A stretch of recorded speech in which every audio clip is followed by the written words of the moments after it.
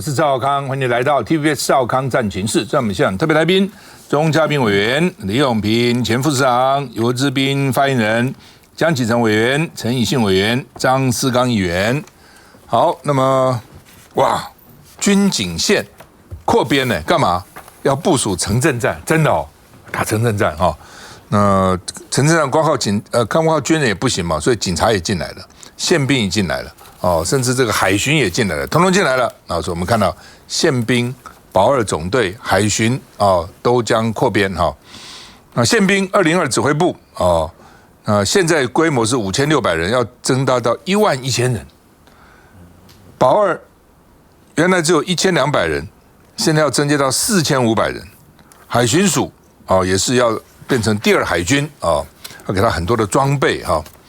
那另外呢，就是说美国对我们有9个军售案都延宕，将近200亿美金，190几亿哈，所以会严重的影响我们的军备。赶快把军备给我们嘛！我们将近200亿，我们不是没钱呢。你前阵子这个说什么送了3亿多美金，3亿多美金才是200亿的多少啊？对不对？1/60啊！你赶快，我们买的先给我们嘛！我们看这么多东西都延宕各种东西尤其 F66加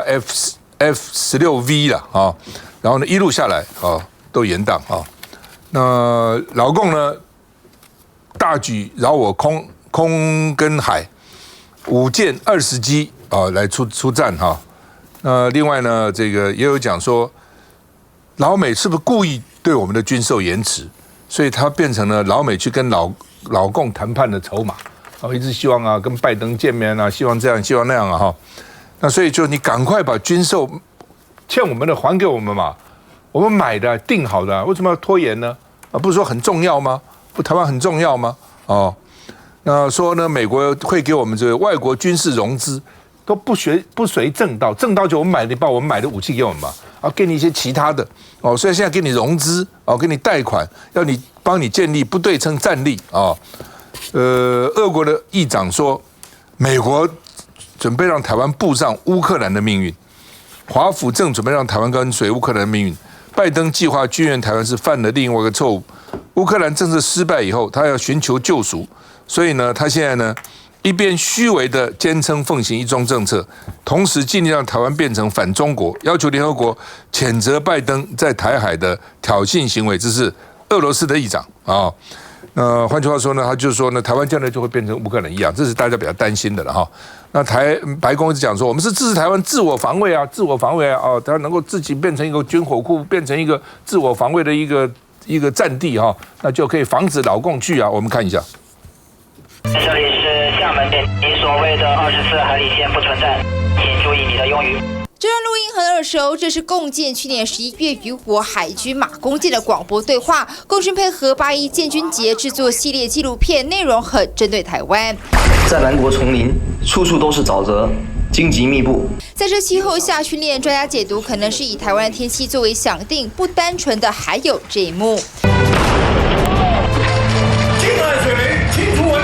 我们有一些主角啦，或者是贪案的一些防御啦等等的。那他如果用这种单兵来尝试做一些渗透的话，有可能就是针对我们目前的汉光儿序做了一个反制。共军也在影片中展现歼20，专家指出对岸要秀37作战能力。另外，中共也特别把今年4月蔡总统与麦卡锡会晤后，共军举行的联合利剑演习，当时就已经曝光的画面，再次剪入纪录片中。也不排除他就是刻意的要在我国副元首就访问蒙巴拉圭之前。刻意的在释放出这种警告的讯号。只是赖清德还没出门，6日一早，共军又有大动作。自今日上午7时许起，陆续侦获中共歼10、歼16、苏凯30、运8、空警500及无人机等各型机计20架次出海活动，并配合共建5艘执行联合战备警巡。中共对台威胁加剧，英国媒体日前报道，白宫预计会向国会寻求同意，透过外国军事融资系统为台湾提供武器。但俄罗斯下议院议长马上批评华府正准备让台湾步上乌克兰的命运，强权叫盘恐沦为棋子的台湾卡中间。来，姜委，我觉得基本上还是涉及到我们整体国防战略的部署，还有我们的策略是什么？因为目前的蔡政府从包括兵役延长，包括这些武器采购到到现阶段面对这个美中之间的这种对抗复杂的地缘政治关系，我们实在没有看出一个我们清楚的战略是什么大概都是听到一些片段的做法，比如说延长兵役啦，比如说城镇战啦，或者演习啦，或者教招啦或者今天提出来说要扩大这个警察的部分然后还有呢宪兵的部分，但其实这都不是整体防卫战略上面该去琢磨的地方为什么这么讲第一个就是说，我们国防战略的自主到底你哪一部分是自主，我实在看不出来了因为我们要的军购，对方没有给我们，我们也不积极赶快去交涉，但是呢我们要买没有买到，他透过所谓的军演的方式，可是军演的那个量跟规模其实也不大，它实际上是象征意义挺台的居多但是我们好像把它视为是好像重要的军事上面的这个援助或者是军事上面的一个斩获，我觉得这个本末倒置反倒我们失去了那一块付了钱了没办法交货这件事情都不拿出来讲，这将近195亿的军援在那边而且这 delay 是蛮严重的所以是不是被列为筹码这件事情，这个是在于你自己怎么样去寻求去追求该去争的就应该要去争的第二个我要讲的是说，整个我们的国防战略现在变成是说，从过去的重城贺主到现在不晓得到哪一层的已经几乎到最后一层的本来蔡政府是讲重城贺主，可是如果照现在政府在眼内在准备的，几乎都是最后一层那这最后一层当然从国防的准备上面，你当然也要准备，可是你不能让大家觉得你只剩下这一层，前面那几层滩岸决战、决战境外那些通通都没有都好像不是重点那最后我要讲的是说，不管武器、人员，尤其人员征兵这一块那其实某种程度上也是扩军嘛这都是表面。可是我们现在最大的问题是什么？军纪跟部队管理。你看一个演习或者一个训练，这里报那里报的那如果说你的演习都可以这样子，训练都可以这样的话，其实看在对岸的眼里面就是我就不用打你们，你就自爆了嘛。所以这个才是重点嘛。的确刚刚姜文提到台方在国防战略上的思维在调整中。就像2014年之前，乌克兰的军方在面对俄罗斯可能的威胁，他们丢掉了克里米亚半岛之后，做了一个很大的转变。所以我们在2022年看到俄罗斯在对抗乌克兰对抗俄罗斯的侵略的时候呢，展现出跟2014年之前完全不一样的作为。那台湾不能等到发生类似克里米亚之后，我们再来觉醒。坦白说，台湾的军方有没有内部矛盾呢？在我看来，从2016年小英上台之后，的确军方高层在对国土防卫作战上的思维是在调整，是在转变，但不是一触可及的，没有错。刚刚我们过去国防在军备采购上，原来国防部的重城贺主这个观念，跟后来我们谈到不对称作战这样的思维，其实可以感觉得出来，美方目前慢慢的，他是在引导或接受台湾做一个不对称作战上，因为台湾在整个作战的资源、我们的国防预算、我们的国民所得、我们的国家力量，不可能去跟中国做一个硬碰硬的对抗。因此呢，在国防武器的采购上，我们看到了。我们开出来清单很多，到底哪一些我们要优先？我们要有自己的想法。但是很遗憾的，目前我们看到军方在这里面还是有一些不同的声音，我们感觉得到。但是呢，对美方来讲，他很清楚啊。如果说今天台湾的防卫对美国来讲，对国际秩序来讲，对第一岛链的维持来讲，它也有它的重要性的话，他当然会认为我提供给你我认为你需要的武器。所以我认为刚刚的所说的军事融资也好，或是总统的军援权也好。美国人当然会认为说，我优先供给你台湾作为国土防卫作战所最必要的武器。当然，台湾也希望过去采购一些我们先进的武器，这些在重城贺主之下的第一线的作战的武器，在乌克兰战争我们看到得很清楚，势必需要做一些资源的重新布局。所以我觉得看作战这个事情啊，我们刚刚俄罗斯的国会议长讲话了，很清楚啊，这不是日本的蓝白大对抗啊，你不支持白，你不支持红，不对，这是蓝军跟红军，你势必要选一堆。因此呢，当俄罗斯在指责美国的时候，他说的话我们从反面解读就好了。什么样子认为俄罗斯认为说美国做错的，其实就是美国做对了；认为台湾怎么样做才对，刚好恰恰相反，我们就不应该这样做。我想在7月中的时候启程委员跟我都在华府那时候我们就谈到许多次有关于美国军售台湾的各种项目的延宕。那美国国会其实也相当重视这个问题，他们再三保证会加快这个速度。那我想他故意要拖延这个速度倒不至于，可是呢，因为因应乌克兰的战争所以他内部的各种生产线也好都有一些排挤的现象，这个是事实哈。那我刚刚在讲说今天为什么大陆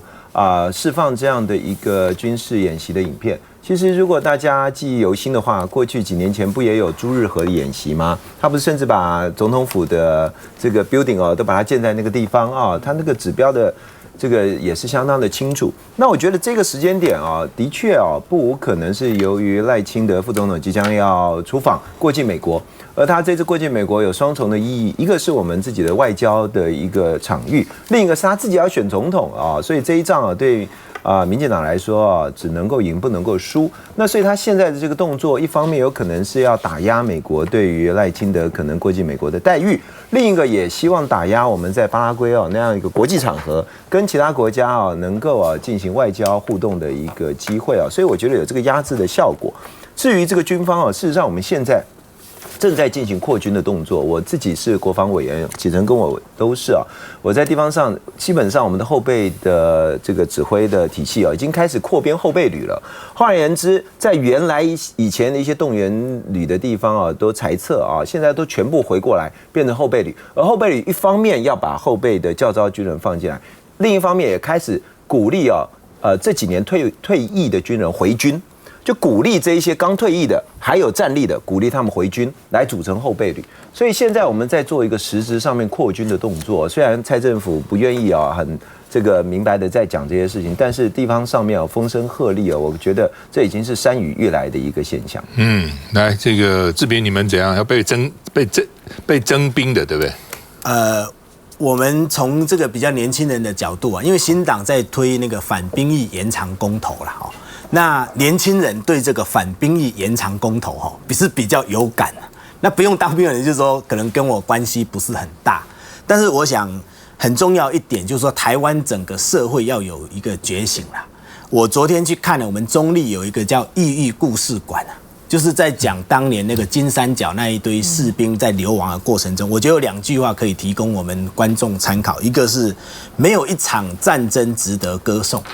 另外一个是战争留下的就是流血、痛苦跟死亡我们看到整个在战乱的过程中，那个人民那种，像我自己祖上就是台籍老兵啦，那个40年没有办法跟亲人相见那大陆这一次对赖清德访问巴拉圭，我认为他一定会有动作，而且在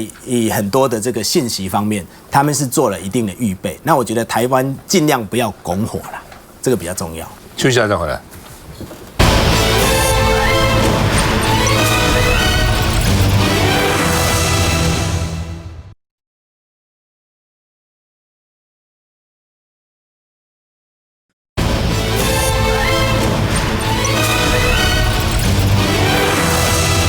好，那么台版晶片法今天上路了陈建仁说呢，要把根留台湾什么内容呢？基本上呢，就是赋税奖励原来15%可以提到25%如果你用先进设施的话呢，有5%的抵减等等等等就是说这个研发费用啦，它有些门槛反正基本上就是大概就是税啦等等这些给你稍微提高那《纽约时报》专访台积电董事长刘德音刘德音说没有什么这种细盾了，他们就说台湾有细盾，台积电就有我们细的盾牌。老共不会打，因为我们有细盾。老共打了台积电以后呢，他自己也没有这些半导体的这些晶片了。刘德音的讲法是，中国会不会打台湾，取决于美国跟中国如何维持现状。维持现状就是没打仗嘛。但你们真的想维持现状吗？美国跟中国，你们2个真的都想吗？你美国真的想吗？还是把台湾变成乌克兰？你中国真的想吗？如果美国想把台湾变成乌克兰，你就不要上他的当就好了嘛，台湾就不会有战争嘛。最怕是美国想把台湾变成乌克兰，老共就跟着他一起干，然后就变成乌克兰了。所以呢，美中如何维持现状？你们自己2个大国，你们是决定吧？怎么是靠我呢？我哪有那么我何德何能？我有那么伟大的？另外呢，刘德音说研发要求很高了，半导体的研究发展，他们的经费也很多了哈，所以更要留在台湾了。除了台湾，我们不能把台积电放在其他任何地方，不可能。这个产业区可能，但研发一定还在台湾啊。那另外呢，他说美国政府应该提供诱因奖励采购美制晶片，什么意思？美制晶片贵嘛，懂不懂意思？因为美制晶片贵，所以那美国那些公司就不会买美国制的晶片嘛，台湾制的晶片便宜2成3成，我为什么不买台湾，买美国呢？所以你美国政府既然鼓励我们去，你应该鼓励拿出诱因，鼓励美国，比如说那些大的公司在美国买，你给他一些补助就好了嘛。美国产生晶片比台湾高20%，你补助他20%不就一样了吗？他在美国买了吗？这个意思哦。美国你要诱因嘛，你要提供他们嘛。张忠谋说，台积电不会失去技术优势哦，大陆想称霸半导体机会也不大哦，就是台湾啦，唯我独尊，你们谁要称霸都不容易啦。事实上，老美如果可以，他早就发展了，他们怎么会给你呢？就是因为它不适合发展，对他来讲不利，那个价钱太贵，污染太重。电力、水利都耗费太多，所以让你去发展嘛。啊，张忠谋说，中国入侵台湾可能性很低，他说会不会打台湾老共哈？他说呢，但是呢，他很遗憾没有办法主导台积电脱离地缘政治，台湾就在这里啊，对不对？又不可能飘到别的地方去，怎么脱离地缘政治？所以我没有办法主导脱离地缘政治。但他认为中国打台湾的可能性并不高，我也认为不高了哈。你除非你过去捅他，让他不得不打你，否则他打你干什么呢？我们看一下。近期，张忠谋接受美国《纽约时报》专访，谈中美科技冷战。他说，大陆想夺得半导体业霸主地位，机会不大。直言，我们控制了所有关键，如果想要掐住大陆，大陆真的无能为力。一直到7奈米，我们才可以有10分的信心。而张忠谋在专访中也提到，美国祭出一系列政策，阻止大陆企业获得尖端半导体技术。张忠谋说不担心，因为美国企业会失去业务，大陆会找到反击方法。专家认为，台积电商业模式和领先技术，大陆难以追赶。只是面对台海冲突，外界盛传台积电晶片能保护台湾，免于侵扰的细盾说，刘德英首次否认，认为大陆不会特别因为半导体而展开对台湾行动，也不会因为半导体改变对台湾规划。细盾没有错，它可以去增加今天中南海下定要攻击台湾这个决心，可能要再多想一下，或者是他必须要多考虑一下。但是我们不能只有靠细盾。换句话说，不论细盾对经济带来多少影响力，中共都不会放弃武力犯台。要保护台海，只靠细盾不够，依赖的是台湾国防实力以及民众决心。赖永平，我觉得现在讨论这种问题哦，其实有几个误区了啊。第一个就是说，现在的战争啊，已经精密到啊，其实你技术上你可以控制说，如果我要炸什么地方啊，我要炸哪一栋大楼，旁边的楼是不会被炸到的哦，就其实已经精准到这种程度的啊，甚至到一片园区，我要炸其中的哪一块。其他的部分也可以不用设置。那既然其实已经精密程度做到这里以后，那么就算中国大陆真的对台湾武力进犯，或者是说两岸真的发生什么事情，要保护一个台积电很困难吗？那你就不要把你的炸的部分设置在台积电那个地方就好了嘛？那地方既无人，又全部都是技术，为什么平白无故要去炸它呢？所以整体上来讲，说因为台积电它就会发生战争或者不会发生战争的这个说法呢，我真的觉得刘德英很不错，他是一个企业家，他也不像我们整天在评论政治、评论什么台海情势、国际情势，可是他一语道破啦。两岸情势取决于美中关系，这件事情怎么会跟台积电有关呢？何况我们讲最讽刺的一点，到现在台积电一直成为好像跟台湾安全、台海情势好像有了台积电我们要生要死怎么的原因，这些人都是从美国人口中讲出来的耶。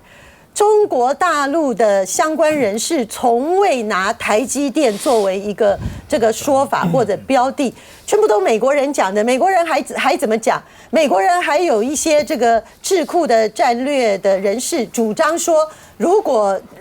两岸台海发生战争，那美国人要先去炸掉台积电。